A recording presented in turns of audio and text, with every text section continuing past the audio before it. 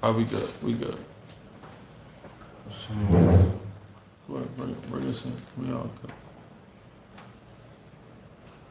What? Yeah. Nah. You want to set up over there? Yeah, come on.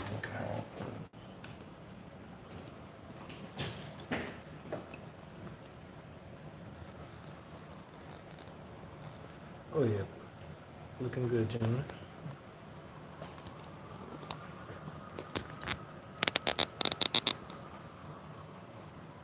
Hopefully it don't, make sure it don't swivel.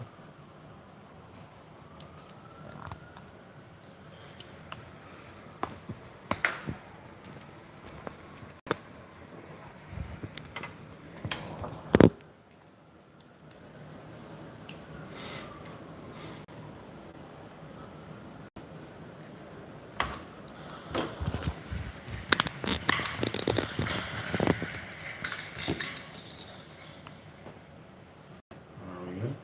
Yeah, good. All right. Straight? Right. All right. Shalom. First and foremost, I want to give all praises, honor, and glory to Yahweh, Ba'ashem Yahweh Shai. That's all praise to Most High God Yahweh, in the name of His only begotten Son Yahweh Shai, who the world inwardly calls Jesus Christ. All right. This is the brother Hassad, and with me I got Eliezer. All right, and I'm coming back at you with another live class through the spirit and power of Yahweh Ba'ashem Yahweh Shai. And tonight I kind of want to just touch upon, how close are we to the end? Because that's something that we all want to know. Okay, everyone wants to know when the hell we're getting out of here.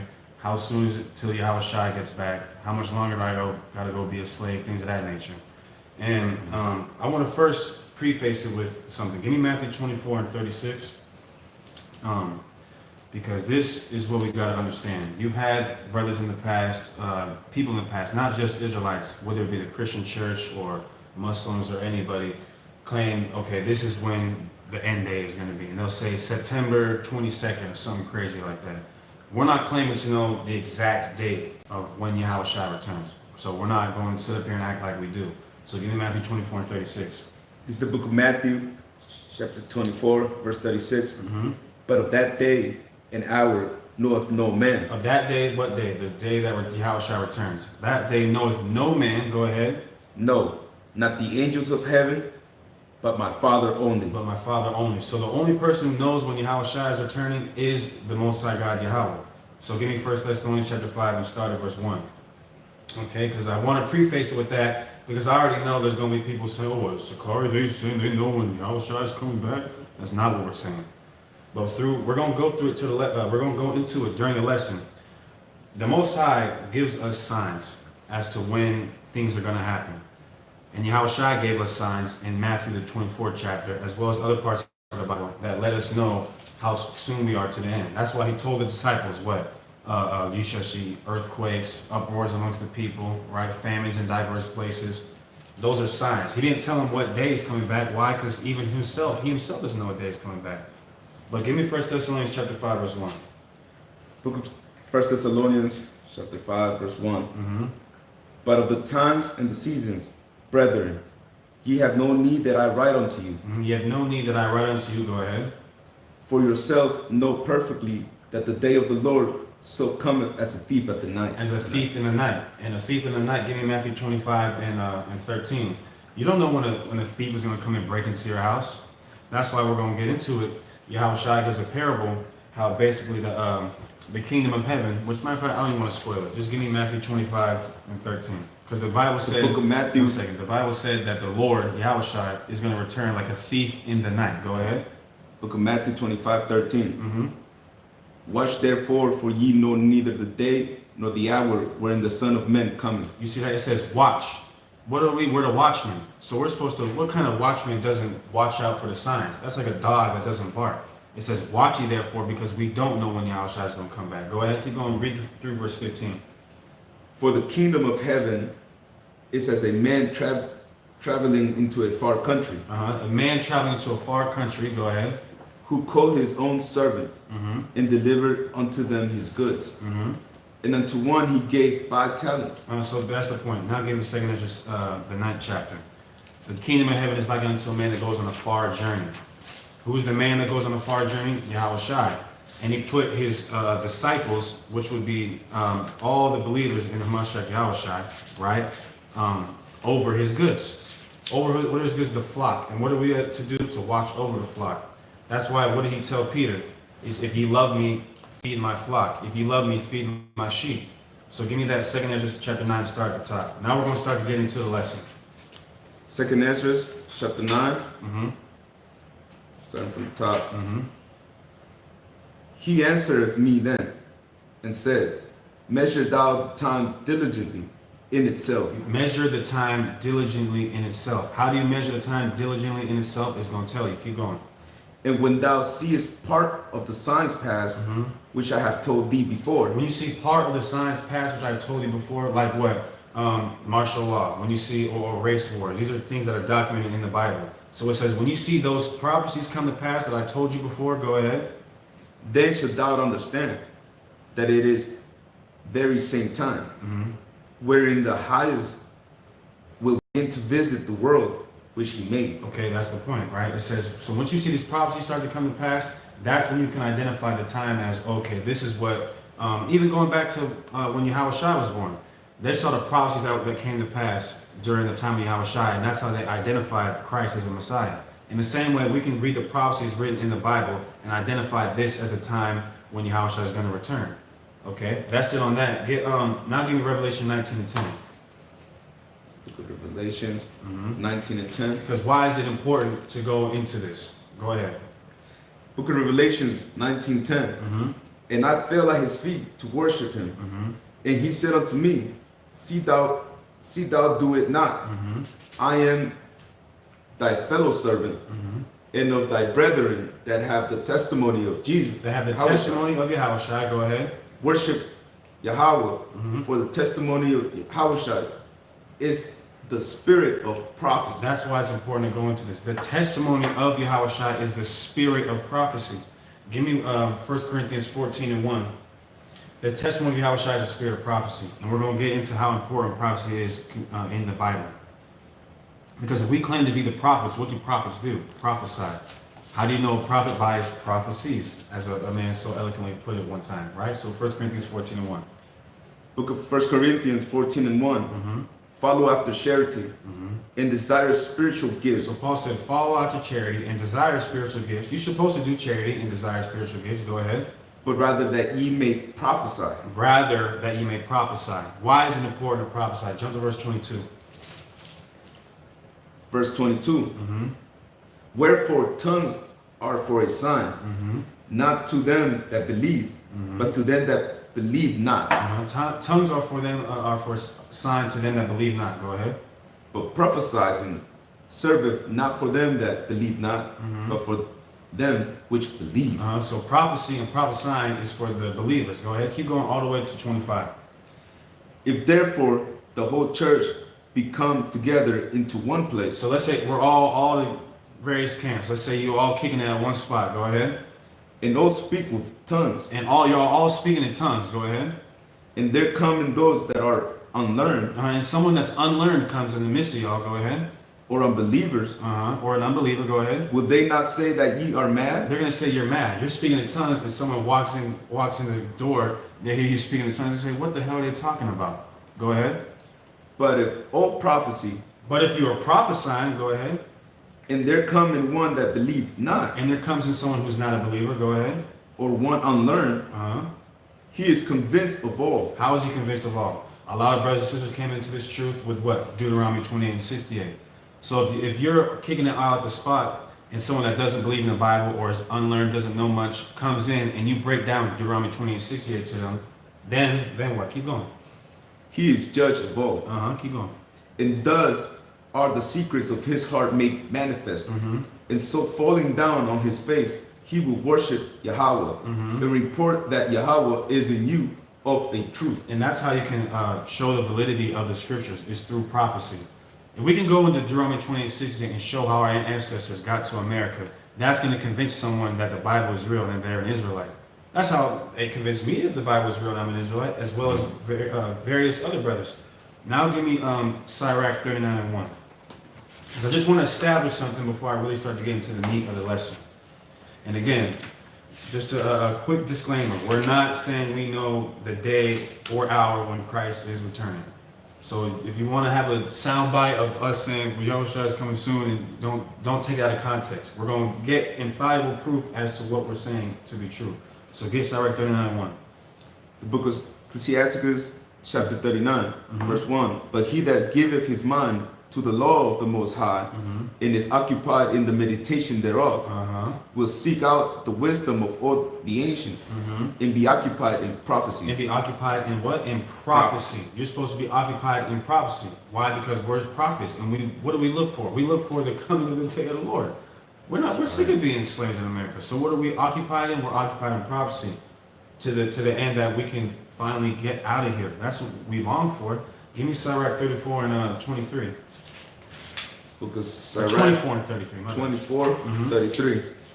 Make sure y'all like and share the video too. Go ahead. Go ahead. You said 24? 24 and 33. 24 and 33? Okay, got it. You got it? Okay, go ahead. I will yet pour Call out scripture. doctrine. Call scripture. This Ecclesiasticus 24, 33. I will yet pour out doctrine as prophecy, I will pour out doctrine as prophecy. Go ahead. and leave it all to all ages forever. And leave it to all ages forever. Why would we're gonna get into it at the end of the lesson? I don't want to spoil anything, but he's gonna pour out his doctrine as prophecy for all ages forever. Why? So we can go into the prophecies and identify who we are and validate the truth of the Bible. Now we're gonna get into the meat of the lesson. Give me 2nd Ezra chapter 14 and start at verse 11. As the title of the lesson is how much longer do we have? So we gave a preface and went into why it's important to go into this and things of that nature. Now we're going to start to answer the question, how much longer do we have? 2nd Ezra chapter 14, start at verse 11. Start at verse 10 to get the context. Go ahead. Okay. 2nd Ezra, chapter 14, verse 10. For the world has lost his youth, The world has lost its youth. The planet Earth has lost its youth. Go ahead. and the times begin to wax old. And the times begin to wax old. So that's the topic. Time. Go ahead. For the world is divided into 12 parts. Here we go. Now read this next part. Read it all the way slowly. It said the world is divided into 12 parts. Go. And again, the topic is time. I've heard some brothers break this down as the world's divided into 12 parts. That's the 12 tribes. No, it's not. That's why we read verse 10, because verse 10 tells you the context is talking about time. The world is divided into 12 parts. Go ahead. And the 10th part of it are gone already. And 10 parts of the 12 are gone already. Go ahead. And half of the 10th And part. half of the 10 parts slide. So that would be what? The 1611 King James kind of puts it weird. What it's telling you is 10,000 of the 500 of the 12 parts have gone by already. Or sorry, 9,500 of the 12 parts have gone by already. Go ahead. Verse 12. And there remaineth that which is after the half of the earth of the 10th part. So what would that mean? That would mean there's 2,500 years left, because that's what 12,000 minus 9,500 is, right? 2,500.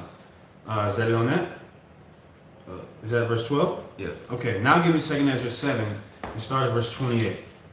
So what is this talking about? The world's divided into 12 parts and half of 10 parts gone by. So it's saying, based on the context, 2.5 parts remain. So what are those parts? Get 2nd Ezra 7. Verse from the top? No, start at verse 28. 28, let's see, where's it at? I got it. 28. Okay, go ahead. 2nd Ezra, chapter 7, verse 28.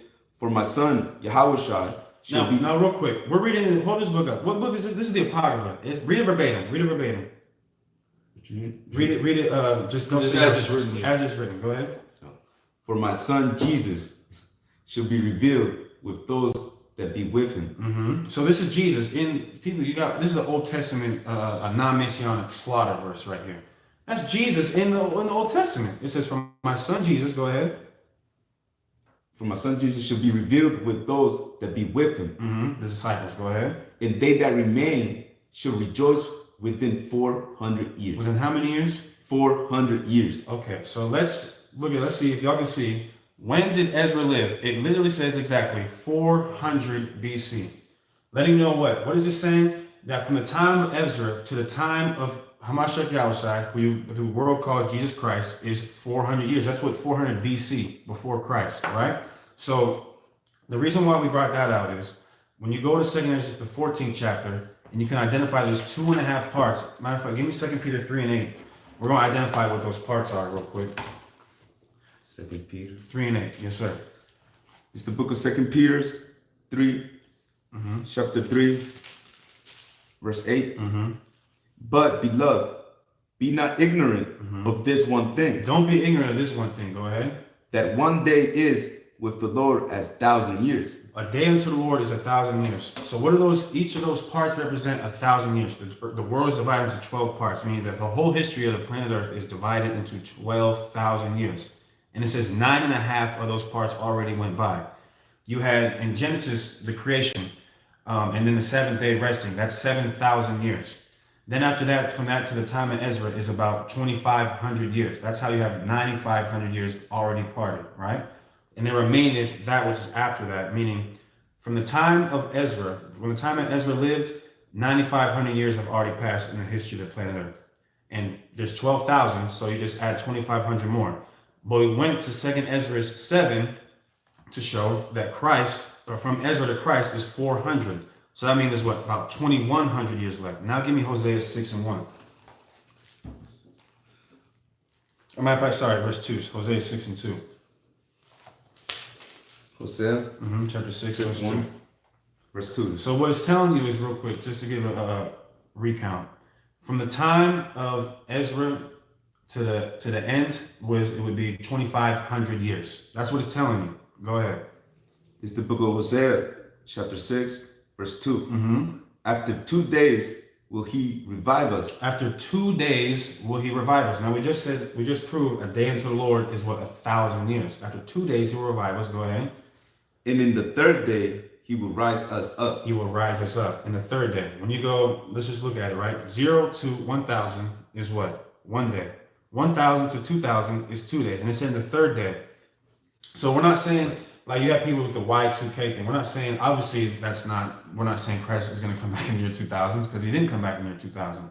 But we're saying is in the 3rd day, which will be anything after the year 2000, right? So it's telling you it's very close. So now we just do some simple math. From the time of, we're in the year what, 2019.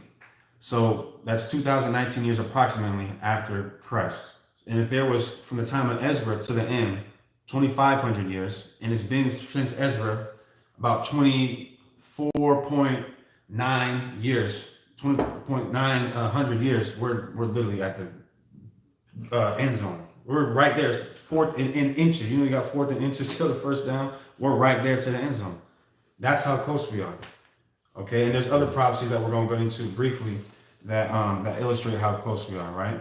But it said in 2 days he'll rise us up, right, in the 3rd, which of course Christ rose on the 3rd day. Okay, but give me 1 Corinthians 12 and 27, because in the same way that Hosea 11 and 1, when it says I brought my son out of Egypt, and the New Testament refers it to Yahushai, but it's also applicable to the nation of Israel. So I'm going to show you how this Hosea 6 and 2 is applicable to the nation of Israel as well. Go, get 1 Corinthians 12 and 27. It's the book of 1 Corinthians 12, 27. Now ye are the body of Christ. You're the body of Christ. So if Hosea 6 and 2, him rising after 3 days is applicable to him, then it's applicable to us as well, because we are the body of Christ. Go ahead. That's it on that, matter of fact. Now give me 2 Ezra, go back to 2 Ezra 14 and read verse 20. Because why would that be written in the Bible? Why would why would the Most High Yahweh have this inscribed in the Bible, that the world is divided into 12 parts? 2 Ezra 14, start at verse 20. It's the book of 2 Ezra, chapter 14, verse 20.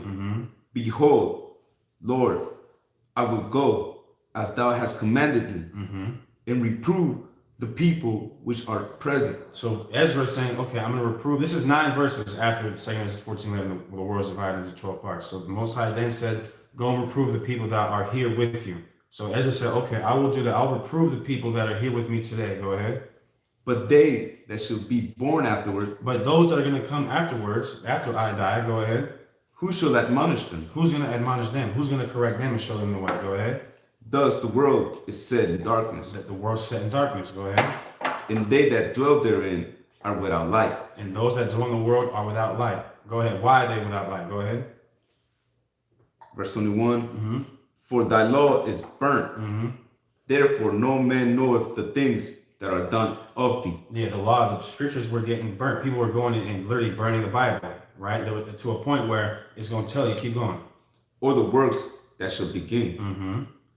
But if I have found grace before thee. So Ezra's saying, if I have found grace before thee, who is the thee? The Yahweh, go ahead. Send the Holy Ghost into me. And I shall write of that has been done. I will write all that has been done, go ahead. In the world since the beginning.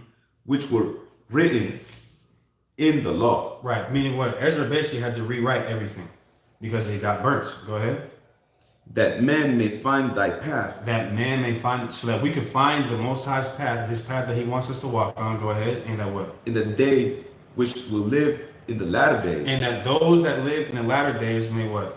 May live. May live. Because give me Isaiah 33:6. So basically the Most High told this to Ezra so that people in the latter days could have it. Because you have individuals like Daniel. Let's just take Daniel for example. In Daniel the 7th chapter, Daniel had a vision of all the 4 kingdoms on the planet Earth. The Babylonians, the Babylonian Syrians, the Greeks, the Persian Medes, and then the Romans. Was that important information for him to know? Well, he's not going to be alive during the time of the Roman Empire. So who is that for? The information is for those that are going to be living during the time of the Roman Empire, as well as those like us that can go and substantiate the Bible's validity with those prophecies. So read that, Isaiah 33:6. It's the book of Isaiah, chapter 33, verse 6. And wisdom and knowledge shall be the stability of thy times. Wisdom and knowledge is what keeps us stable. So going back to 2 Ezra 14:20-22, when it says that those in the latter days may live, because wisdom and knowledge is the stability of our times. That's why if someone comes up to me and asks me, would you be able to live without the Bible? I mean, no, I wouldn't be able to live without the Bible. Because give me John 6:63. Okay, give me John 6:63. Then after that, get I think it's like 1 Peter 1:20. Sorry, 1 Peter 1:12. John 6. And 63. It's the book of John, chapter 6, verse 63. It is the spirit that quickeneth. The flesh profiteth nothing. The words that I speak unto you, they are spirit and they are life. So the Bible it is our life. So without it, how are we supposed to live? In the same regard, how we would literally go crazy if we didn't have this Bible. Is what it's saying. That those in latter days may live, because we would just be dead men walking. We'd be like walking around with like a chicken with our head cut off. That's why the scriptures say that he that wandereth out of the way of understanding remaineth in the congregation of the dead. You're walking around like a zombie without the knowledge of the Most High God. So the prophet Ezra had that inscribed. Give me 1 Peter 1:12, so that we could live in the latter days. 1 Peter 1:12. Book of 1 Peter 1, verse 12. Start at 10. No, matter of fact, just get to verse 12. Just get the point. Okay. 1 Peter chapter 1, verse 12. To whom it was revealed that not unto themselves. Not unto themselves, go ahead. But unto us they did minister the things. What is that? The prophecies. Not unto themselves, like for Daniel or Ezekiel or Jeremiah. Those things weren't for them to be edified. It was for, that's why it's written in the Bible, so we can go and read those prophecies. They wrote it down, but it was for us. Go ahead. Which are now reported unto you by them that have preached the gospel unto you. Okay, that's the point. Okay, now give me Ezekiel chapter 4. Start at verse 3. So again, to give another recount, according to 2 Ezra, the 14th chapter, 11th verse through 12th verse, we are in the last, you could say, because also too, what needs to be taken into account is, there's supposed to be 360 days in a year. They added 5 days. So we don't necessarily know, we don't even know exactly what year we are in, but we know just based on that how close we are. If you want to put it at the max, probably around 100, right? So read that, Ezekiel 4:3. It's the book of Ezekiel chapter 4, verse 3. Moreover, take thou unto thee an iron pan, and set it for a wall of iron between thee in the city, and set thy face against it, and it shall be besieged, and thou shalt lay siege against it. Jump to verse 13. Okay. Sorry, jump to verse 4, my fault. This shall be a sign of the house of Israel. Verse 4. Lie thou also upon thy left side. So Most High told Ezekiel, lie on your left side. Go ahead. And lay the iniquity of the house of Israel upon it, according to the number of the days that thou shalt lie upon it, thou shalt bear their iniquity. So he's saying you're going to bear the iniquity of the children of Israel for as many days as you lie on your left side. Go ahead. Verse 5. For I have laid upon thee the years of their iniquity, according to the number of the days, 390 days. So shalt thou bear the iniquity of the house of Israel. So you got 40 years for the southern kingdom and 390. Each day is for a year. He'll tell you that. So 40 years for the southern kingdom, 390 years for the northern kingdom. You add that as 430 years, letting you know what. This is talking about the period of hardcore slavery that our people endured from approximately the 1400s to the 1800s. So that lets you know that after this, what we would get salvation. So this is, again, going back to 1 Peter, the first chapter, this wasn't for Ezekiel to know, because he's not going to be, well, of course through the regeneration he'll be there, but in his lifetime, living as Ezekiel, this information wasn't necessarily as important to him as it is for us. Because now we can go into the Bible, okay, and who does this fit? This fits us, so we must be the Israelites. You see what I'm saying? Now, give me Romans 13:11.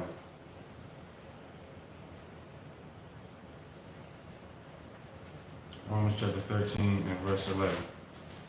This is the book of Romans, chapter 13, verse 11. In that, knowing the time. Knowing the time. So we know this, right? We know the time. Go ahead. That now it is high time to awake out of sleep. So now that we know this and we understand how close we are, it is high time to wake out of sleep. If we're telling you, we're giving you the breakdowns of how close we are, what should that let you know? It's time to wake the hell up. Now is not the time for playing games or being or stagnant or anything of that nature. Go ahead. For now it is our salvation For near. now is your salvation near. Go ahead. Then we believe. Then when you believe, right? So our salvation is even closer than what people thought it was. It's right there. And the Bible said the Lord is going to come as a thief in the night. And he also said that he's going to shorten those days for the elect's sake. So the day is coming sooner than you think it is. As a thief in the night. And the scriptures say what in the Gospels? That if a man knew when a thief was going to break into his house, a thief wouldn't break into his house because he would be watching outside on the porch, waiting for the thief to come. So that's what we have to watch. Give me 2 Peter 1:10. Book of 2 Peter, chapter 1, verse 10. Wherefore, the rather, brethren, Brethren, do what? give diligence Give to all diligence, go ahead. to make your calling and election sure. Give all diligence to make your calling and election sure. Why? Because like we read in Romans 13:11, our salvation is near than when we believe. So now you should be kicking it into third gear. Now that we know how soon Yahushua is going to return. Okay, and even we can go deeper into the trumpets. When you go into the 7 trumpets, that also lets you know how close we are. Right? Because what's the 6th trumpet was that the missiles is the 6th trumpet, if my memory serves me right. When is that going to take place? During the Third World War. When is that coming? Well, Matthew 24 chapter tells you how close it's going to be. We don't got to get it, but it tells you that what's going to happen. There's going to be a famine in diverse places, earthquakes, uproars among the people. Do not we see that today? Uproars, famines, earthquakes. And especially, just a quick testimony, when Donald Trump got elected president, I said, man, this could really be the guy. This could really be the guy that gets us out of here. Because look at all his rhetoric, how much it's starting to really stir up people's minds. And it's supposed to start to finally rouse up Jake. Like it says in Genesis 49, Judah is a lion's whelp. From the prey, my son thou art gone up. Who shall rise him up? Who's going to rouse up the tribe of Judah? Because it ultimately starts with the tribe of Judah waking up. Okay?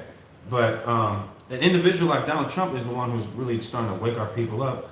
Because of course, our people during the time of an election, everyone turns into a damn political scientist during the time of the election.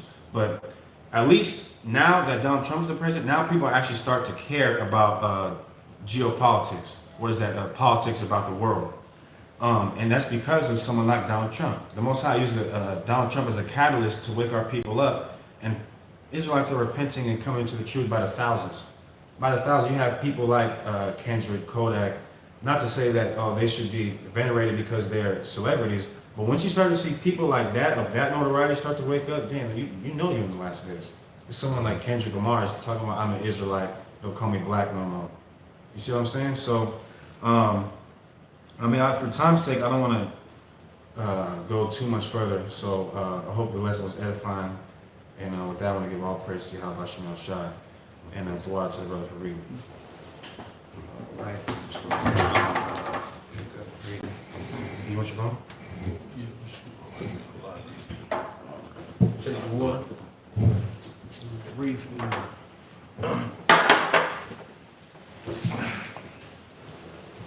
All right, all praise Yahweh Shem Yahweh. First and foremost, I'd like to get a Most High hand for burning down the Cathedral of Notre Dame right now. All praise Yahweh. You know, in 1804, of course, Haitian, we got our independence through the Revolution, Tribe of Levi, according to biblical prophecy. But also later that year, Napoleon actually had himself coronated as the emperor of France in that cathedral, which was like really he was still, he wasn't the emperor before that, right? France didn't have emperors, okay?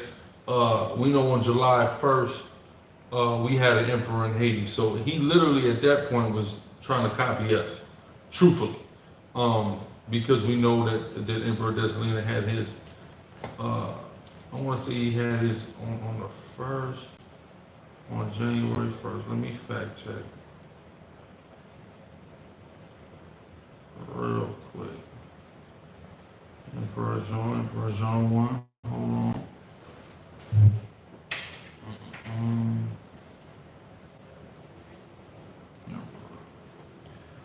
Speaking So like, go ahead. Yes, like real quick. Speaking of the Notre Dame church being burnt down, I can't remember who said it. It was someone in high ranking over there. They said we're going to rebuild the church.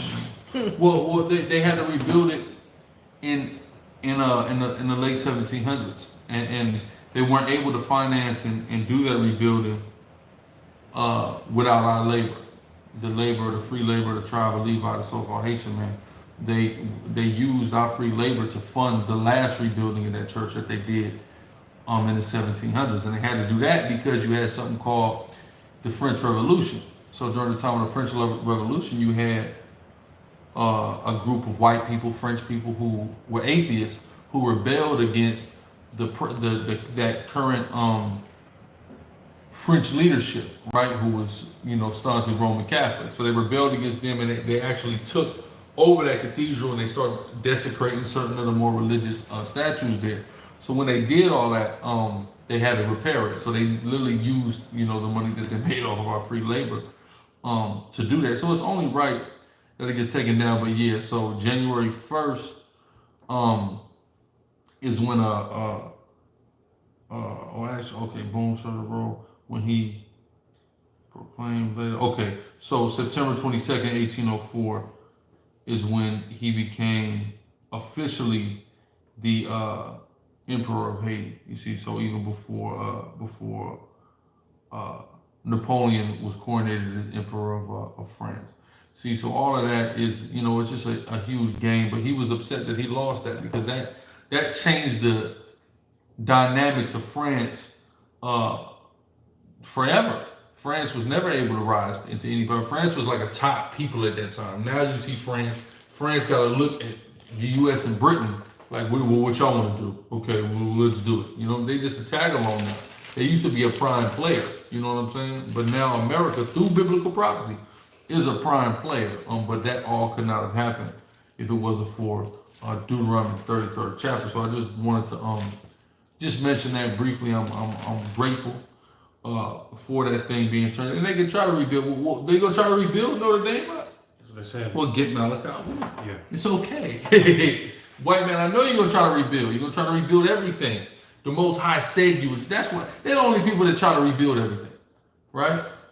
Anybody else, you burn something down, another people, they want to, okay, we'll build something else. Right. That's fine. We'll build a new thing or a bigger and better thing. No, what does the white man want to do? I want to rebuild. Right there, I want to rebuild that. Right? That thing it's over 1,000 years old. Let it go. Almost. I believe they constructed originally in like 1100. It's 900 years old. Let it go. Right. Right? Go ahead. Malachi 1:4. Uh-huh. Whereas Edom saith, we are impoverished, but we will return and build the desolate places. That's what they want to do. We want to return and build it. Yeah.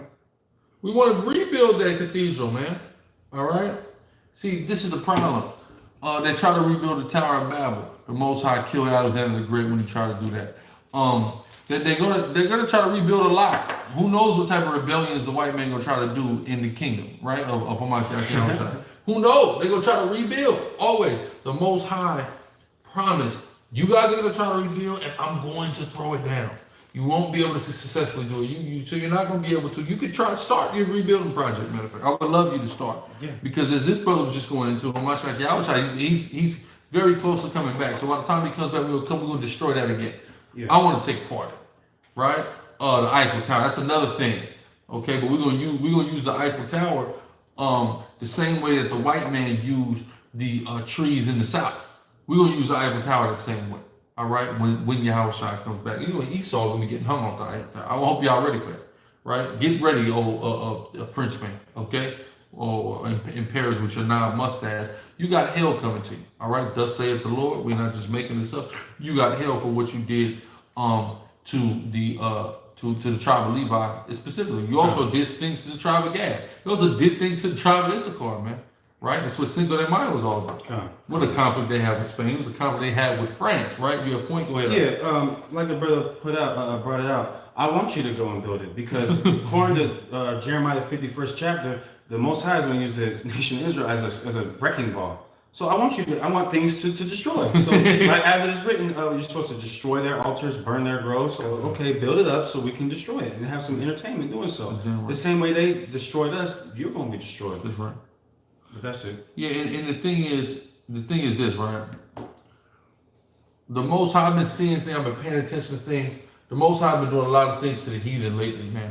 I've been seeing a lot of judgment go out to the heathen. So this is all just gearing up for the destruction that's coming. These are all just small glimpses, little snack size, bits and pieces. There's a full course meal that's coming. And in that full course meal, it's going to be the utter waste and destruction and downfall of the nations. All nations that have done and devoured so-called Black, Hispanic, and Native Indian, you're going down, man. It's on the horizon. And all the just little glimpses like this, church burning down, that's one of the most historical churches. I want to say it's probably 2 or 3 other churches that they put on that level as that cathedral is burning down right now. Only 2 or 3 in the world, right? So what does that let us know? The Most High is giving us a glimpse of what's coming. This whole thing is getting ready to burn, let's say the Most High. This whole thing is getting ready to burn. Precept? No. All right, so let's go into, I just want to speak on it. Yeah, go ahead. Malachi 1:4. Whereas Edom saith, we are impoverished, but we will return and build the desolate places. Thus saith Yahweh of hosts, they shall build, but I will throw down. So it doesn't matter, man. It doesn't matter what you do. You will be thrown down. Read it again. This is Malachi 1:4. Whereas Edom saith, we are impoverished, but we will return and build the desolate places. Thus saith Yahweh of hosts, they shall build, but I will throw down. And they shall call them the border of wickedness and the people against whom Yahweh hath indignation forever. Exactly. The Most High is forever righteously mad at the so-called white man. Forever. The Frenchman, the Brit, the good old American, all right? The German. He doesn't like none of them, right? Point? Yeah, I do have a point in a precept because I just thought of something. Speaking of things getting destroyed in the Edomites, this is Psalm 137:7. Remember, O Lord, the children of Edom in the day of Jerusalem, who said, raise it, even to the foundation thereof. So during the time, you guys were there during the time when the Babylonians destroyed the first temple. So why am I supposed to care when one of your pagan damn temples gets destroyed? I praise the Most High. Because y'all were back there assisting the Babylonians in destroying the first temple, and then y'all destroyed the second temple too under the Romans. So everything the Most High said, he's going to liken his judgment unto a ring. And that God is not mocked. Whatsoever a man soweth, that shall he also reap. So you reap what you sow. You destroyed our temples, the Most High destroyed yours. That's right. I mean, it's just that simple. We're going to really do a mass destruction of the temple. We're not going to do like how the Muslim will go in and conquer an area where they got the Christian church and they'll just turn that into a mosque. No, that's improper, man. All that whole thing got to go. Yeah. Even Catholic churches did that. They would just build on top of an already pre-existing pagan thing. Nah, man, we wiping stuff out. Let's say if the Most High God. When we finally get our power back, just like our ancestors did when we went into Canaan, we had to just destroy their temples, man. All right, Molech, see a big owl, you got to bring that down. See what I'm saying? Right? So listen on that? Yeah. Okay, let's go to Matthew 18. We're going to go to our gospel portion. We're going to Matthew 18, 19, and 20. Right? In the gospel. Okay. Go ahead. This is Matthew chapter 18, verse 1. At the same time came the disciples unto Yahushua, saying, who is the greatest in the kingdom of heaven? See, this is Jake, so-called black Hispanic man being carnal. Well, which one of us is going to be the best? Who's going to be the greatest one of us, right? What type of question is it? You got the Lord with you, right? Yeah. And the question is, which one of us is going to be the best one, right? Just niggas, right? Go ahead. Yeah, kind of. It says, and Yahushua called a little child unto him. Go ahead. And set him. He said, no, none of you niggas. Give me the kid, right? Go ahead. And set him in the midst of them.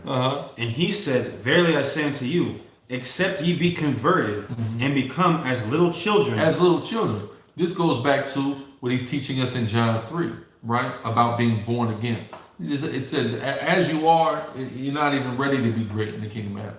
You're going to be great in the kingdom of heaven when you are converted, when you go through a whole new rebirth. Your whole mind is changed. Like you're a child and you got to come back up through adolescence, into pubescence, and into adulthood again in order to be great, right? Read on. Come. It says, except ye be converted and become as little children, ye shall not enter into the kingdom of heaven. Boom.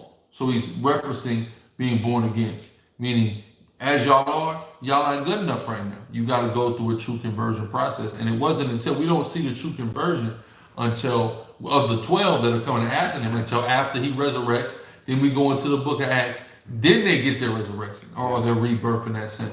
They didn't have it before, you know. So go ahead.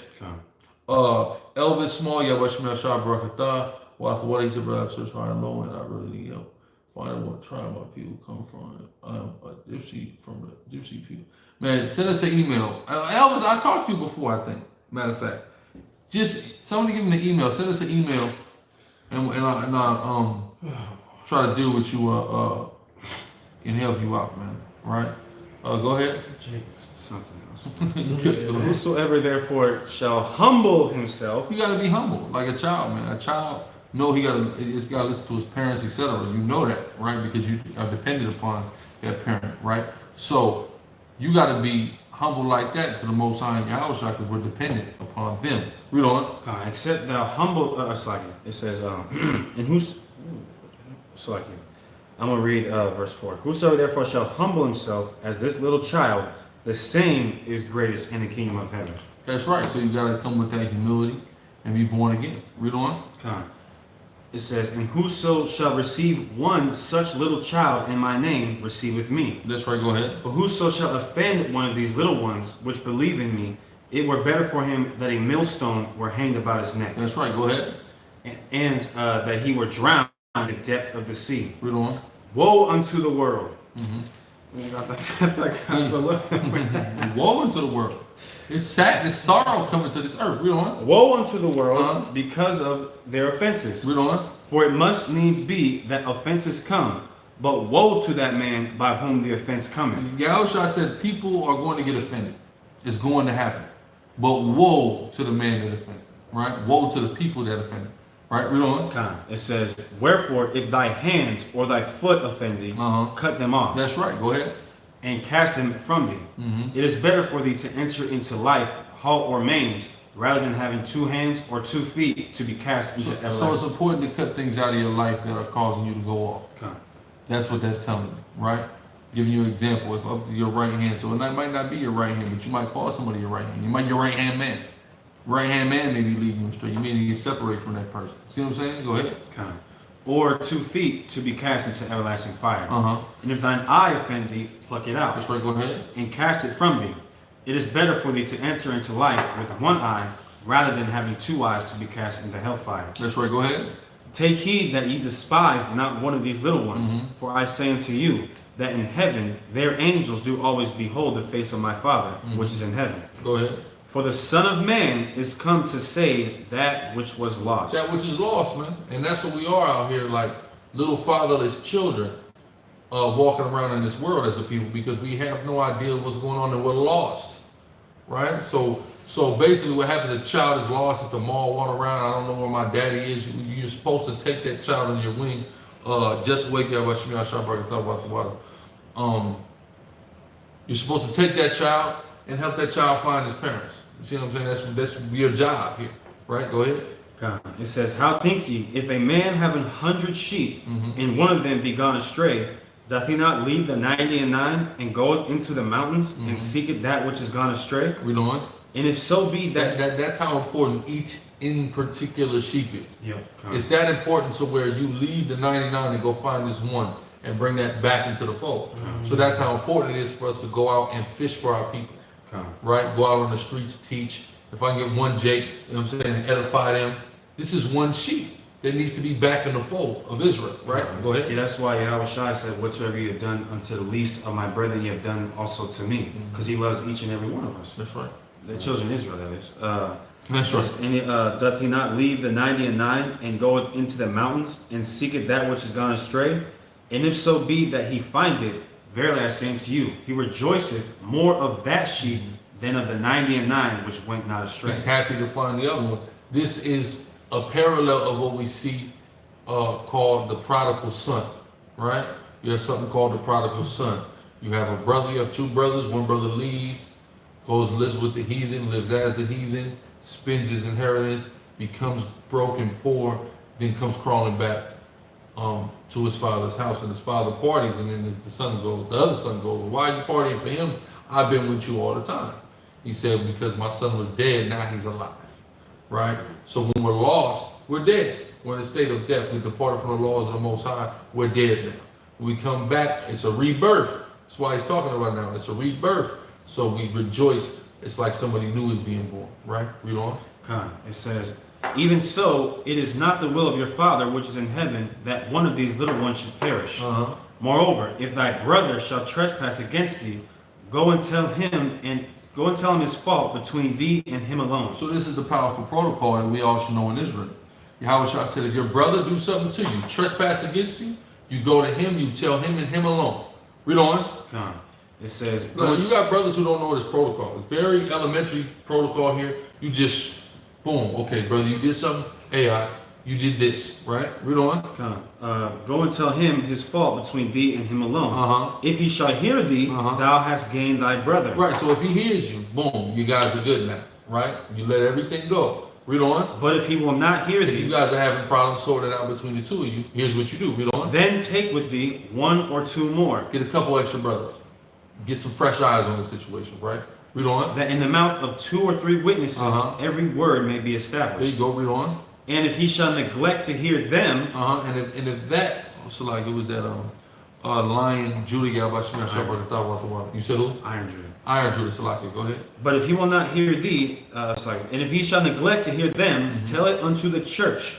But if he so now you got to bring it before the congregation. Now let's bring it before the congregation. Let's handle this matter. Read on. But if he neglect to hear the church, let him be unto thee as an heathen man. So now, if we done went through all this protocol and the brother's still not getting it, we still haven't got a resolve. Now you don't have to deal with this individual, right? Read on. Yeah, they're showing you how should feel about heathens too.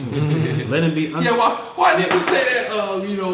Well, the heathen, for them too, though. Right. But he said, I said, man, treat that nigga like a heathen. I mean, leave him alone. Exactly. Go ahead. Let him be unto thee as an heathen man and a publican. Verily I say unto you, whatsoever ye shall bind on earth shall be bound in heaven, Read on. and whatsoever ye shall loose on earth shall be loosed in heaven. Read on. Again I say unto you, that if two of you shall agree on earth as touching anything that they shall ask, it shall be done for them of my Father which is in heaven. I mean, the Most High is answering prayer. Read on. For where two or three are gathered together in my name, there am I in the midst of them. There you go. Go ahead. Then came So essentially, it's like if you're in unison asking the Most High for something righteously, then it's like Yahweh Shai is asking him for it. Right? Read on. God. Then came Peter to him and said, Lord, how oft shall my brother sin against me, and I forgive him? So here's the question now. How many times am I supposed to forgive? We go through the Matthew 18. How many times I got to go through Matthew 18 with one guy? Right? Let's find out. Read. Till 7 times? Should I do it 7 times? I got to do it with this brother. Had me and him having issues 7 times. Read. Khan, Slakia. Yahushua said unto him, I say not unto thee until 7 times, No, not 7 times. Read on. but until 70 times 7. Oh, 70 times 7. That's figurative. He's talking about literally we're going to time 70 by 7, and that's how many times? No, it's figurative thing. We know 7 represents completion, right? So we know 7, then essentially 10, 11 times, whatever a complete number is, that's how much. So you're going to have to deal with this brother. You see what I'm saying? This happens. You have certain brothers who are more offensive than others, right? You have certain brothers who are more easily offended than others, right? So you have to go through these things. But we have a problem. Now, if he's not hearing you, right? If he's not saying Salakia, not repenting, and seeking forgiveness, acknowledge his fault, you won't have to deal with that individual. But as long as that individual is doing that, you got to deal with that brother. You got to forgive that brother. You got to keep working with that brother through the Spirit because Yahweh Shai said so. Right? Read on. This is Ephesians. I got a couple of things I must bring out. Ephesians 4:32. And this is why you should forgive your brother. And don't be such a damn hypocrite. Ephesians 4:32. And be ye kind one to another, tenderhearted, forgiving one another, even as God for Christ's sake hath forgiven you. So you're expecting Yahweh or the Most High to forgive you of what you've done, but you can't even forgive your brother for what he's done. This is Sirach 28 and I'm just gonna get the points. Really read the whole chapter, y'all. But Sirach 28:2. Forgive thy neighbor the hurt that he hath done unto thee, so shall thy sins also be forgiven without praise. Isn't that in the Lord's Prayer? Forgive our sins or forgive our debts as we forgive our debtors, right? One man beareth hatred against another, and doth he seek pardon from the Lord? So you hate your brother, but then before you go to sleep at night, you're praying for forgiveness from the Heavenly Father. You offend the Most High and expect Him to forgive you, but you can't forgive your brother who offended you. You can't forgive him. He showeth no mercy to a man which is like himself, and doth he ask forgiveness of his own sins? If he that is but flesh knoweth hatred, who will entreat for pardon of his sins? You're just flesh. You can't forgive your brother, but you expect the Most High to forgive you. That's insanity. But this is Matthew 18 and 23. Therefore is the kingdom of heaven likened unto a certain king which would take account of his servants. And when he had begun to reckon, one was brought unto him which owed him 10,000 talents. But for as much as he had not to pay, his Lord commanded him to be sold, and his wife, and his children, and all that he had, and payment to be made. The servant therefore fell down and worshipped him, saying, Lord, have patience with me, and I will pay thee all. Then the Lord of that servant was moved with compassion, and loosed him, and forgave him the debt. But the same servant went out and found one of his fellow servants, which owed him 100 pence, and he laid hands on him, and took him by the throat, saying, Pay me that thou owest. Nigga, give me your money. Give me that money. That's some of the coldest parables, bro. These are, we're dealing with so-called black people. This was the first thing, black and Hispanic. First thing y'all understand. Nigga owe me 100 pence, nigga, I'm putting that nigga on the wall, nigga, choking him out. Nigga, where's my money, right? Go ahead. That's basically like saying, you owe someone, let's say 10 racks. Just you gotta get to the point. It's like. It says, and his fellow servant fell down at his feet and besought him, saying, Have patience with me, and I will pay thee all. And he would not, but went and cast him into prison till he should pay the debt. Yeah, so what Yahweh Shai is doing is simply giving an example of and elaborating on what he just was talking about. How do you expect to be forgiven when you don't forgive, right? Read on. So when his fellow servants saw what was done, they were very sorry, and came and told unto their Lord all that was done. Then his Lord, after that he had called him, said unto him, O thou wicked servant, I forgave thee all that debt, because thou desiredest me, Shouldest not thou also have had compassion on thy fellow servant, even as I had pity on thee? And his Lord was wroth, and delivered him to the tormentors, till he should pay all that was due unto him. So likewise shall my heavenly Father do also unto you, if ye from your hearts forgive not everyone his brother that trespasses. Exactly. When you don't want to be forgiven, what the Most High is going to do is take the forgiveness he was going to give to you and not give it to you. And now you're going to have to deal with the punishment. You see what I'm saying? That's why it's important for us in the truth to be forgiven, right? The whole thing about coming to truth, what we're trying to do is get a pardon for iniquity that we've committed in our lives and be saved by Yahweh Shai upon his return. If you're not out here forgiving brothers, what's going to occur is this. That salvation that you were trying to get, you're not going to get, and you're going to fall right with everyone else. No matter what else you did right. You're going to fall for not being forgiven. And that's a problem that we have in Israel. Right, so go ahead. This is Matthew 19:1. And it came to pass that when Yahweh Shai had finished these sayings, he departed from Galilee and came into the coast of Judea beyond Jordan. And great multitudes followed him and healed them there. And he healed them there. Then Pharisees also came unto him, tempting him, and saying unto him, Is it lawful for a man to put away his wife for every cause? And he answered and said unto them, Have ye not read that he which made them at the beginning made them male and female? And said, For this cause shall a man leave father and mother, and shall cleave to his wife, and they twain shall be one flesh. Wherefore they are no more twain, but one flesh. What therefore God hath joined together, let no man put asunder. Right, go ahead. They say unto him, Why did Moses then command to give a writing of divorcement, and to put her away? He saith unto them, Moses, because of the hardness of your hearts, suffered you to put away your wives. But from the beginning, it was not so. So the case of divorce, for example, you have a situation where you have Adam and you have Eve, right? And we understand that that Eve did something that caused Adam to err, that got curses put upon Adam and Eve, that trickled down to all living men and women today, right? But we have to understand that Adam, the logical thing to do, or what a lot of brothers would do in Adam's position is what? Leave Eve. Yeah. I got to get rid of this broad, man. Look what she's done, right? But did he leave Eve? No, they stayed together, right? Then they had other children. Eventually bore Seth, and we come from the Sethite line. But that's just going to show you that from the beginning, men and women were staying together.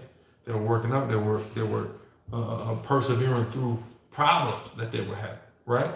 But nowadays, everybody's so quick to, I just want to end the situation. We live in America, divorce is sky high here in the United States of America. I'm talking about sky high, right? You see what I'm saying? So, really, divorce is higher amongst Esau than amongst black people, certainly. But also, marriage is higher amongst white people than amongst black and Hispanic people. So that's an issue.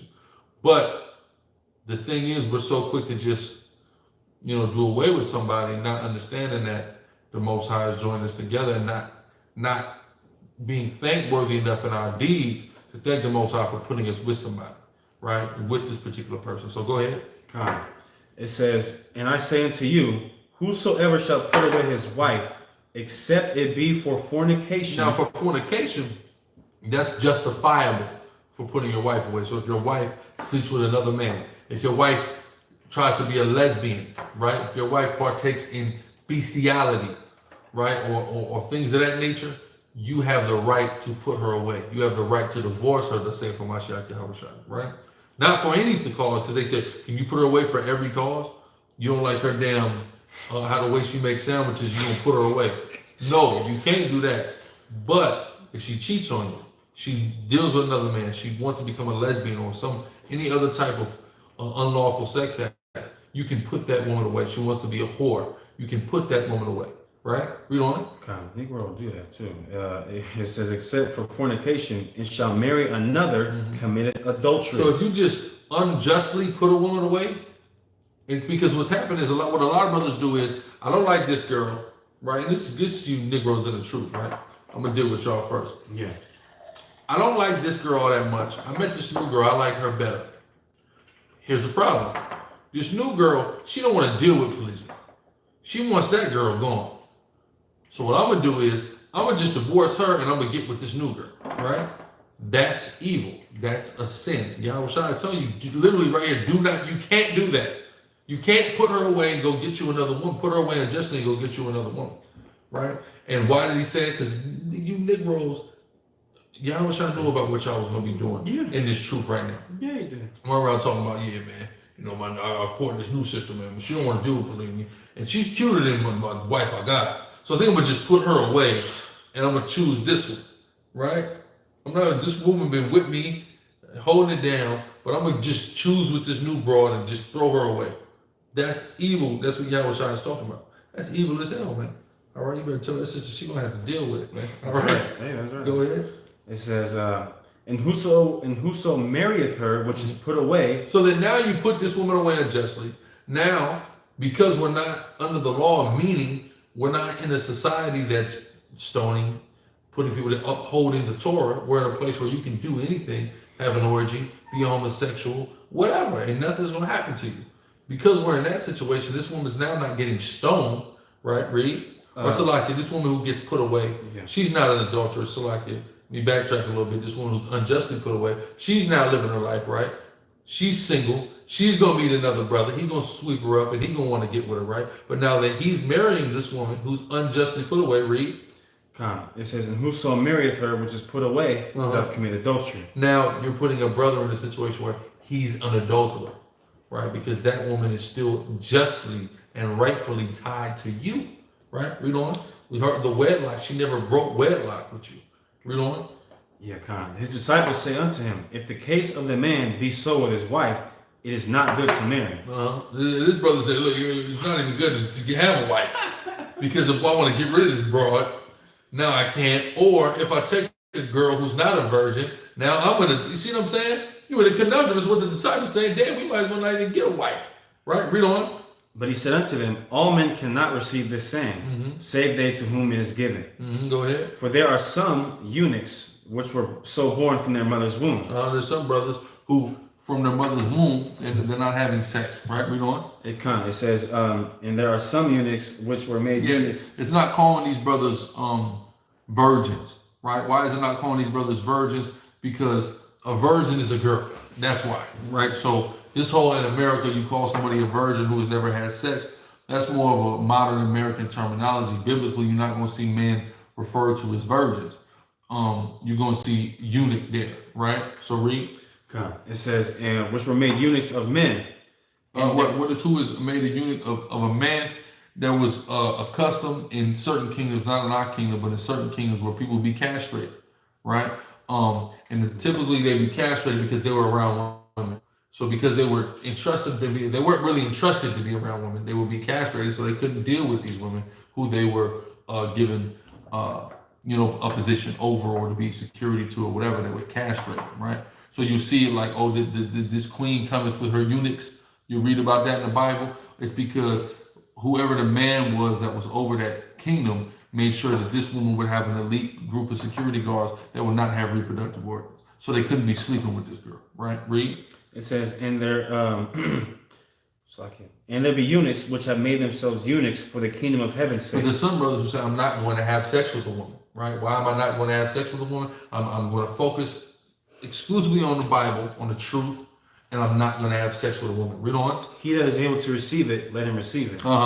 Then were there brought unto him little children, that he should put his hands on them. And he prayed, and the disciples rebuked them.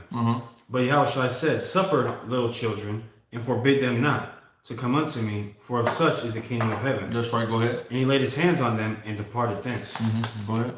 And behold, one came and said unto him, good master, what good thing shall I do, that I may enter, that I may have eternal life? So y'all make sure to highlight this in your swords now. Good master, what good thing should I do that I may enter, have eternal life, right? Read on. And he said unto him, why callest thou me good?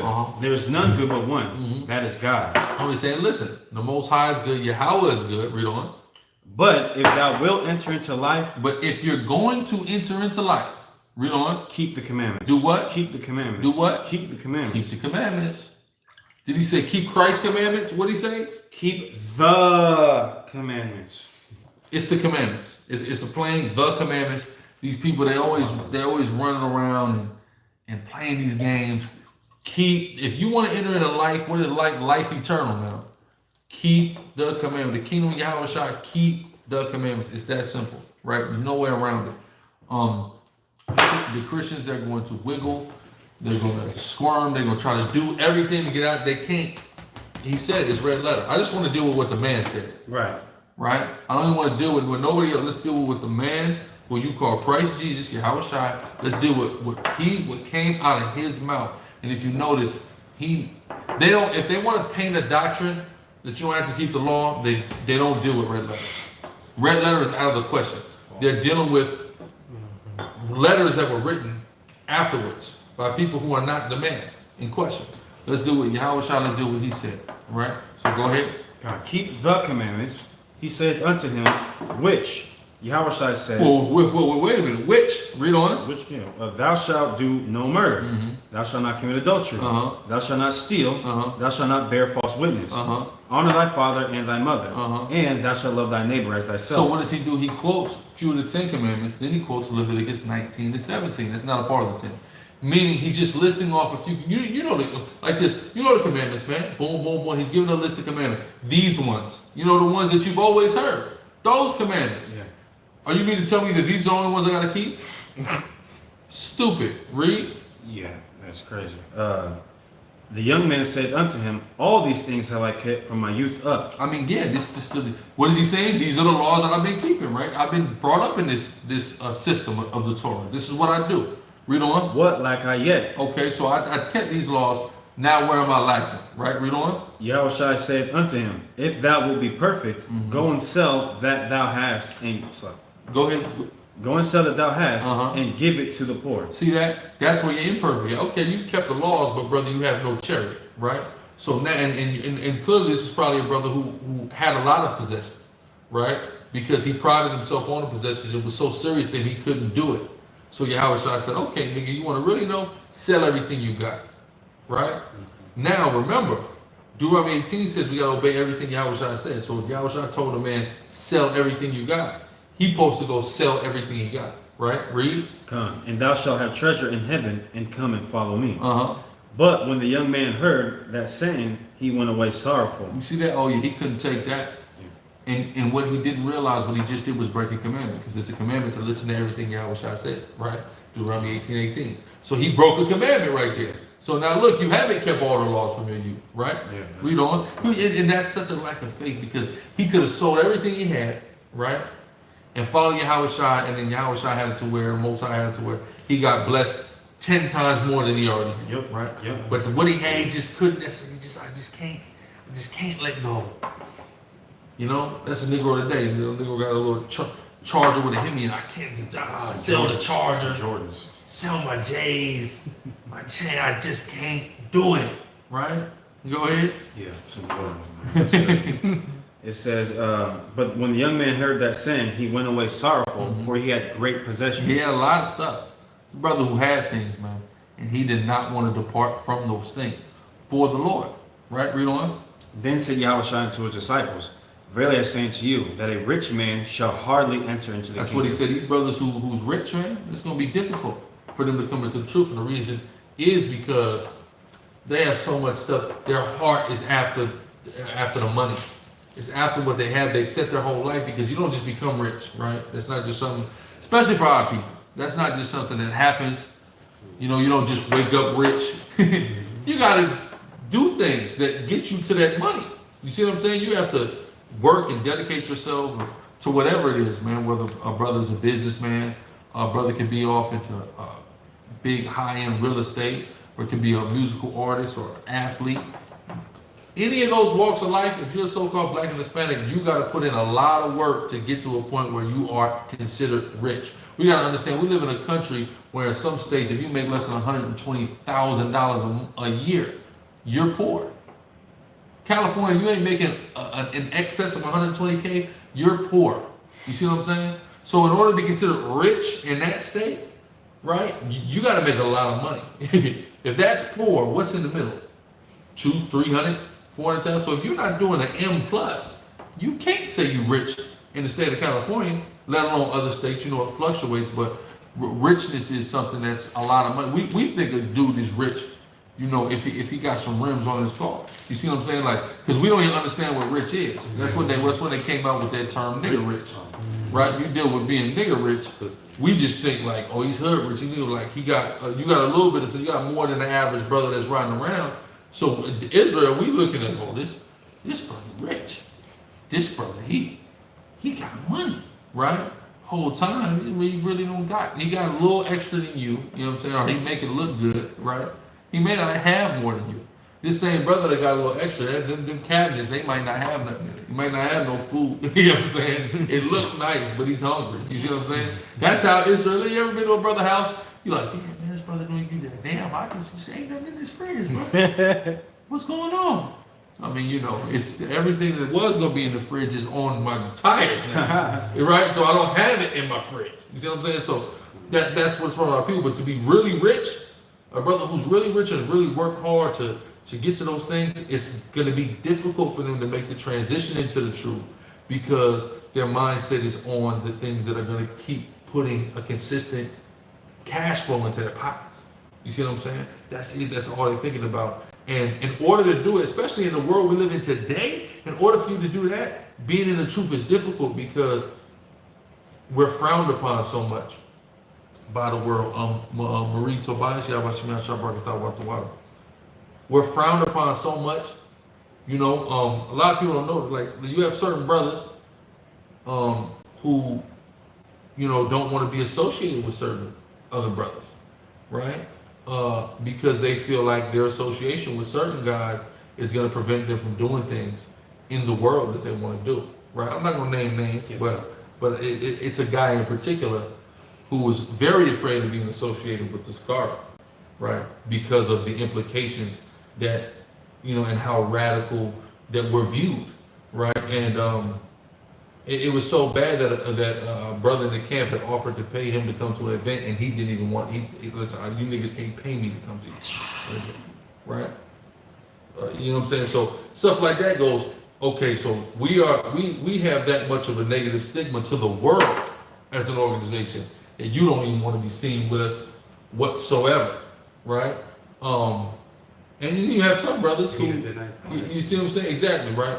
So, but you have some brothers who, you know, got money or higher, and they don't care, right? You have some brothers that are in that spirit, but you have others that aren't, right? That's why, that's an example. Not saying that brother's not righteous or whatever, but just giving an example of sometimes you think in your mind, if I make it in the world, I can't be with these niggas. I believe what they believe. Yeah. But if I'm next to these guys, they see me with these guys, it's gonna mess up what I got going over here. In these big money deals I got going over here. And I don't want to make that sacrifice. I don't want to go back to being a regular nigga, right? Or I don't want to maybe downsize. I got a damn 8-bedroom mansion. I don't want to move into a 3-bedroom, even though I only need 3, right? I don't want to downsize. So you know what? I'm gonna stay away from them dudes and keep doing what I'm doing over here. But I believe what they're saying, right? That's what Yahushua is talking about. That's why it's hard. It's harder for a rich man because you really got to walk away. You have all these things in your face that you got to turn and walk away from, right? And that's difficult for some. Go ahead. Yeah, this is Luke chapter 6, verse 24. But woe unto you that are rich, for you have received your consolation. You got it. You got what you want, riches, right? That's what you cared about, riches. Instead, you think about heavenly riches. That's what a man should be thinking about. Read on. Who is that? King Israel, Yahweh Shemel Shah Barakatah. Support okay. Khan, for sure, King Israel. Somebody else sent me that too. Okay, all praise. I'm gonna look into that. Go ahead. Another one, King Israel, Yahweh Shemel Shah Barakatah. Watawala again. Okay. It says, this is Matthew 19:24. And again I say to you, it is easier for a camel to go through the eye of a needle than for a rich man to enter into the kingdom of God. Showing you it's a difficult thing, man. It is a difficult thing for a brother that's really stacked up, man. Millionaire, bro. I mean, imagine Magic Johnson, man, coming in the shoe. He's gonna be all over the news. You see what I'm saying? Magic Johnson is going to be, I got a lot of money. I'm a businessman. I got Fridays, I got Starbucks. He ain't got the movies. He got movies in Harlem, they got them, but LA, they don't got them anymore. You know, but they got, you know, he got to walk away from a lot of that because they're going to put him, especially in this era, they're going to put you immediately under the microscope.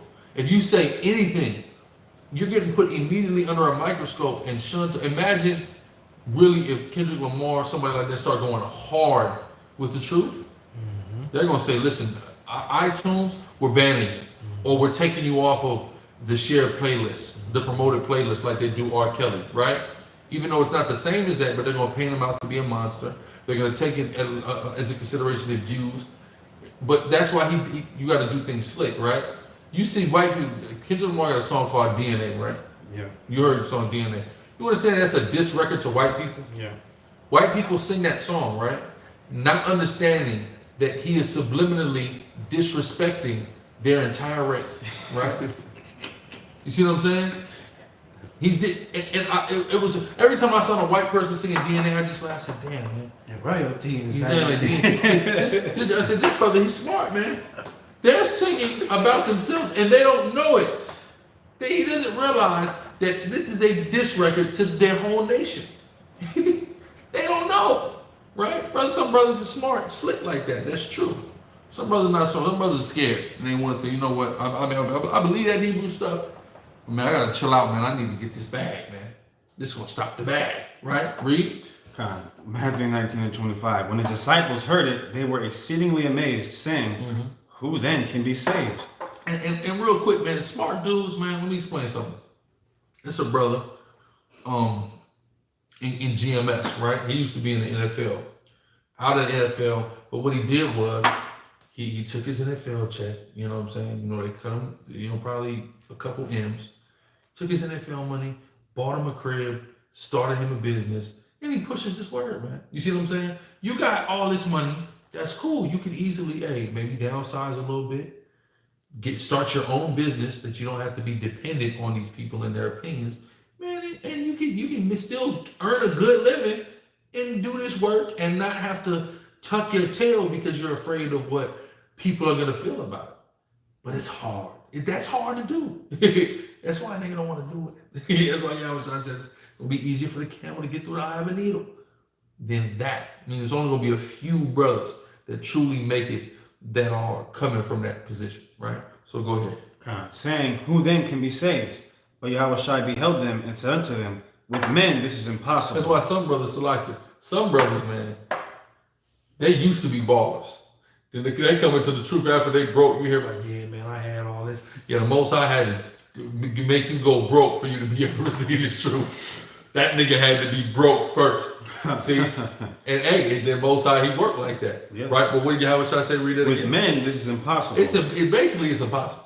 Right? But, read. But with God all things are possible. Meaning, a rich man can still come into this truth. It's going to be difficult. It's going to be hard. It's going to be few of them. But with the Most High, it is possible. Right? Read on. Then answered Peter and said unto him, "Behold, we have forsaken all and followed thee. What shall we have therefore?" Yeah, well, we have forsaken all, but you weren't rich. You're one dude's a tax collector. A couple of guys are fishermen. You see what I'm saying? These weren't rich, but these are regular brothers, right? So, you forsook all. It's harder for a rich man to do it, but go ahead. God. It says, "And Yahushua said unto them, Verily I say unto you, that ye which have followed me," Marie Tobias, again, sister, go ahead. "in the regeneration, when the Son of Man shall sit in the throne of his glory, ye also shall sit upon 12 thrones." So for what the 12 apostles, or originally 12 disciples, who became 12 apostles, for what they did, of course, Judas got his place too. But for what they did in being with Yahushua the way they were, they get to sit on 12 thrones, judging the 12 tribes under Yahushua, right? Read. "Judging the 12 tribes of Israel. And everyone that hath forsaken houses, or brethren, or sisters, or father, or mother, or wife, or children, or lands, for my name's sake, shall receive 100-fold, and shall inherit everlasting life." Read that part again real quick. It says, "shall receive 100-fold." No, before that. The list of things forsaken. Okay, Watch it this. says, Go ahead. "Houses, or brethren, or sisters, or father, or mother, or wife, Or what? or wife, Or wife, read. or children, or lands, for my name's sake, Read on. shall receive 100-fold. Wife, 100-fold. You notice that? See that? I thought Christ wasn't for polygamy. You see that? no, He said that's if you such a forsake bad- wife, you get 100-fold. Right? We got to pay attention to the phraseology, but what Yahweh is saying is, you know, to come into this truth, you're going to have to forsake it. I know plenty of brothers who say, man, look, man, I came into this truth. My mother won't speak to me. She won't even look at my parents, my family, and my best friend. My wife left me. She took the kids from me. You see what I'm saying? All that happens to brothers on a regular basis. Guess what? You're going to receive 100-fold. Yahweh gave you the comfort. But the Bible is the Holy Spirit coming on us to get us to understand the Bible is the comfort, right? Because we understand that if we suffer this hardship now, we're going to get 100-fold on the other side, man. And that's important to understand. Go ahead. And shall inherit everlasting life. And on top of that, you get dominion, right? So go ahead. But many that are first shall be last, and the last shall be first. So who in this world who are at the top, who are first, they're going to be last. And brothers who are last, they're going to be first, right? I remember my grandmother used to always say that to me. And she said basically this is how she knew that blacks, Hispanics, and Native Americans were the Israelites, and why it made sense to her when I told her, because she said, well, the first shall be last and the last shall be first. So it only makes sense that it's us, that we're the people, right? Go ahead. Matthew chapter 20, verse 1. For the kingdom of heaven is like unto a man that is an householder, which went out early in the morning to hire laborers into his vineyard. There you go ahead. And when he had agreed with the laborers for a penny a day, he sent them into his vineyard. So he entered into a contract, right? In the very beginning, let's say the dawn's cracked. 5 a.m., you know, Issachar's out there. All right, y'all know, you know, Issachar is there. These brothers was in that spirit. He said, listen, you work for me all day. I'm going to give you a penny at the end of the day, right? Read. Come. It says, and when he went out about the third hour, he saw others standing idle in the marketplace. Right, that's Zebulon now is out there. A little later, not crack of dawn, now Zebulon's out there about a few hours after Issachar. Go ahead. Come. It says, and said unto them, go ye also into the vineyard. Go ahead. And whatsoever is right. I want you guys to go work for me, right? Read. Come. And whatsoever is right, I will give you. I will give you, right? Read on. And they went their way. Right, so go ahead. Whatever's right, which is that penny a day. The same thing he agreed, but these people been on the clock a few extra hours. Right, but here these guys are, they agreeing for the same wage, right? Read. Come. Again, he went out about the 6th hour and 9th hour and did likewise. This when the southern kingdom is coming, the 6th and the 9th hour, later in the day. And now we up. now the southern kingdom is ready to go to work, right? Here they come in, right? He agrees all for the same wage. So it's just like in a, you know, you may work at a job, you've been there a year, you get the raise, but then now everybody who's coming in is at that rate. You worked a year for this raise, and you feel some type of way about it. But it doesn't matter. You agreed to it, man. It's your agreement, right? Read. It says, and about the 11th hour, he went out and found others standing idle, and said unto them, 11th hour, right before the end of the day. Read. Why stand ye here all the day idle? They said unto him, because no man hath hired us. Read on. He said unto them, go ye also into the vineyard, and whatsoever is right, that shall ye receive. Go ahead. And this also goes to show the way that Issachar, especially be hanging out. Everybody knows Issachar hang out around the Home Depots and things like that. This is old Israelite thing. You brother that's looking for work, you go kick it and wait for somebody to come hire you, man. They didn't just wake up one day and decide it's in their spirit to do that. It's what we do, right? Go ahead. It says, so when even was come, the Lord of the vineyard said unto his steward, call the laborers and give them their hire, beginning from the last unto the first. And when they came, beginning from I'm gonna pay the brothers I just brought in an hour ago. They gonna get paid first. Read. And when they came that were hired about the 11th hour, they received every man a penny. But when the first came, they supposed that they should have received more. I know we already agreed to a penny, but I think I should get more because I worked 11 hours more than that brother works. Right, read. And they likewise received every man a penny. No, they all got a penny. Right, read. And when they had received it, they murmured against the good man of the house, saying, these last have wrought but 1 hour. These niggas ain't work but an hour. Right, go ahead. And thou hast made them. These are Israelites. No, these are Negroes and Hispanics. Work for an hour. Right, go ahead. Yeah, I know it. And thou hast made them equal unto us. But we all get the same thing, right? Read. Which have borne the burden of the heat of the day. And which have borne the burden and heat of the day. Meaning we started before the sun came, when the sun was hot and hottest in the sky, all the way to going down. These guys came when the sun was setting.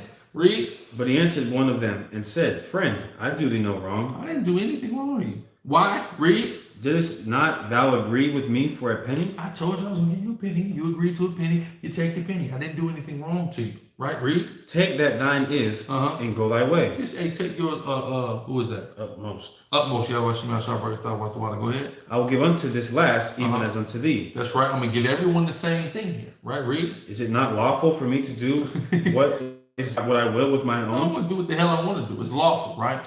What is this whole point of this whole parable?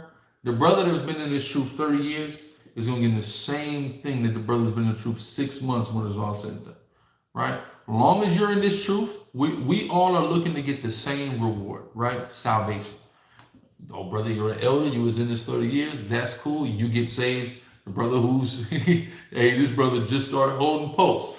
Hey, listen, he gets saved too. And that's it. Not he gets saved and then he gets to be over you. Nah. He gets saved. You get saved. We're saved. Great. You see what I'm saying? That's what's going on. Not anything special. And we have to understand is, we know that the life that we're living is, of course, not our first one, and we've lived over the course of time. We have to understand that some brothers have more to make up for than other brothers. Some brothers have more sin to cover, have more errors that they need to get rid of than other brothers in the sight of the Most High. So with that being said, some brothers are going to have to come in 30 years ago and be clean, do a nice 30 years of being righteous. Some brothers may only need 12 months. Some might need but 6 months when it's all said and done. Some brothers need a considerable amount of more time though. And that's all, the Most High is in control of all of that. That's why he's bringing you in at the 12th hour, or you in at the first hour of the day, and you in at the 12th or 11th hour of the day. Why is he doing that? Because he knows who's who and what he needs to see from who in order for that person to be deemed worthy of salvation. Period. Right? Read. It says, I do thee no wrong. Didst not thou agree with me for a penny? Verse 15. Is it not lawful for me to do what I will with mine own? Is thine eye evil because I am good? So the last shall be first, and the first last. There you go. For many be called, but few are chosen. Go ahead. And Yahushua, going up to Jerusalem, took the 12 disciples apart in the way and said unto them, Behold. Hey, when I tell that sister, man, that sister kid, man, have you been called? Well, have you been chosen? All right. Many are called, sister, but few are chosen. Go ahead. Behold, we go up to Jerusalem, and the Son of Man shall be betrayed unto the chief priests and unto the scribes, and they shall condemn him to death. Go ahead. They shall condemn him to death. The chief priests and the scribes, exactly. Go ahead. And shall deliver him to the Gentiles to mock and to scourge. Pontius Pilate, go ahead. And to crucify him. In the third day he shall rise again. Then came to him the mother of Zebedee's children with her sons, worshiping him and desiring a certain thing of him. And he said unto her, What wilt thou? She saith unto him, Grant that these two my sons may sit, the one on thy right hand and the other on thy left, in thy kingdom. But Yahushua answered and said, Ye know not what ye ask.